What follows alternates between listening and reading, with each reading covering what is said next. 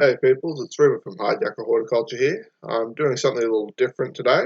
Um, Given the gardening work is drying up with the El Nino we're facing in Australia, the dry spell we're facing, the possible drought we're facing, hopefully not, but it might happen. I've decided to advertise my services as a rubbish removal contractor again. Now I've registered the business name Hijacker Horticulture and paid for it, and horticulture is my trade. I have the Cert 3 in horticulture, so I'll probably keep the business name Hijacker Horticulture. However, I do have to admit, over the past few weeks, I've gotten few responses to my gardening ads, and I've gotten a reasonable number of responses to the rubbish removal ads I've put up the other day. So I'll probably post gardening videos of gardening I do at home or of gardening jobs as they arise. But I've decided to make this video and probably others for you in a different fashion. I'll probably just have photos, slideshows with a voice overlay.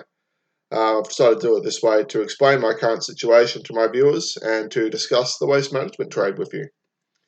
So I'll start this video by saying that, as weird as it sounds, I've always had a bit of a fascination with the waste management trade. I know the stereotypical autistic kid is interested in trains, but for me it was always bin day and going to the tip. What's more, I'll say that I've never had the opportunity to drive or operate a rear-loaded compactor truck. I operate with my ute and load rubbish into the ute and take to the tip with that. But operating a rear-load compactor truck would be a real cultural experience, and it would be a trip down nostalgia lane. But with my fatigue problem, I'm not sure that's going to happen anytime soon, but it would be interesting. They're pretty cool machines for those of us that like waste management, I suppose. So for this first video, I was going to highlight the hazards that us garbos face, garbo being Australian lingo for garbage man. Almost all building waste is hazardous in some way. Concrete contains silica dust. Silica has been responsible for silicosis, and I think there's research into whether it's carcinogenic as well. Rusty nails and metals can cause serious lacerations and tetanus infections. Many items are heavy and bulky, which can cause manual handling strains. It can tear a muscle or, put your back out, that sort of stuff. And asbestos is a set of workplace health and safety problems into itself. That's a thing. I pretty much refuse to handle asbestos or anything that looks like asbestos unless I know the building was built after 1991, which was when asbestos was banned in most buildings in Australia. Also, because waste management is a dirty job, we often find ourselves facing various infection risks. Generally, this is because the rubbish itself is dirty, like as I've mentioned, metals and nails, they can cause tetanus. But we also find ourselves in environments that are so dirty that P2 masks are recommended. Like, I seriously think every tip should require people and staff to wear P2 masks, but they don't.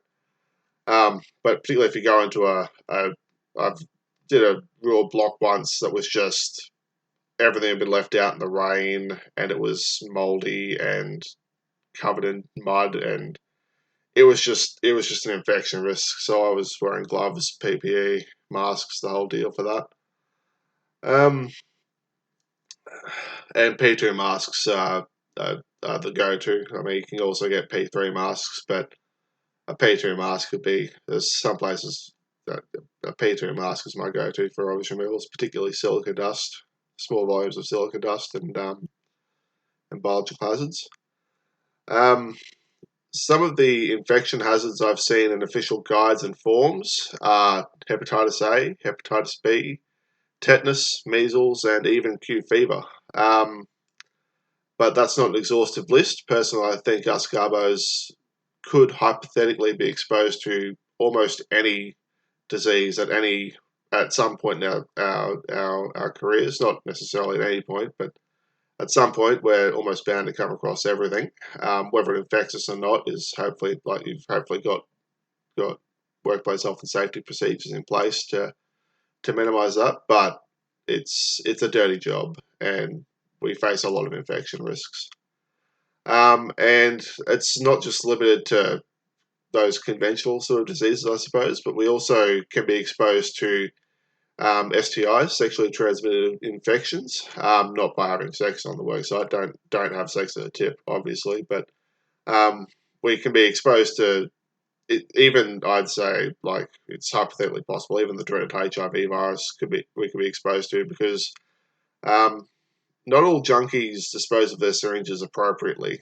Um, and I'll say this as a PSA, even the Bundaberg tips require you to put syringes and sharps into their dedicated sharps bin, and public toilets have sharps bins for a reason. Don't just put your syringes in the bin or in the general waste pile because people can still be exposed to them there. Put them in the sharps bin so they can be disposed of properly and handled with care and all sorts of stuff. Um, for those who work with waste, we have to be mindful, unfortunately, of those who are less mindful. So I give this PSA, but there's some people who don't follow PSAs and who don't care about other people. So we have to be mindful and be prepared to deal with the consequences of what they dish out to us. So, for instance, as I've heard some stories of people having houses with front yards just full of syringes because they live in areas with lots of druggies and there's no sharps bins for them, no safe injection sites, so they just dump their syringes wherever they please, which is really sad. One of my old offsiders told me that while he was working a curbside collection job in Brisbane, I think, one of his co-workers just threw his hands upon a plastic bag and had a syringe piercing through his gloves. So you handle plastic bags, particularly curbside collection, very carefully because you can't see what's in them, and you can have a syringe in them, and that apparently happened to him. And I myself have seen some thankfully unopened syringes. They were still in the plastic bag, but this was a job helping a friendly and healthy lady. She tells me she'd heard people sneaking into her backyard at night, and it's pretty obvious they were junkies from the evidence that they'd left syringes there. So um, even if it's not the customer themselves that are leaving syringes around, junkies can. It's sad, but junkies can sometimes.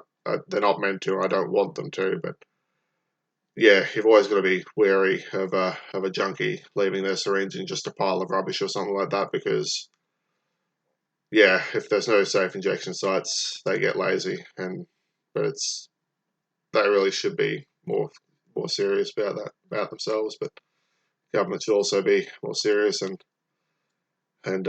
safe injection sites would make that a lot easier because whatever you think about people shooting up, like if they can do it somewhere safely and they've got sharps containers available to them, it makes it safer for those of us who have to clean up after them, basically.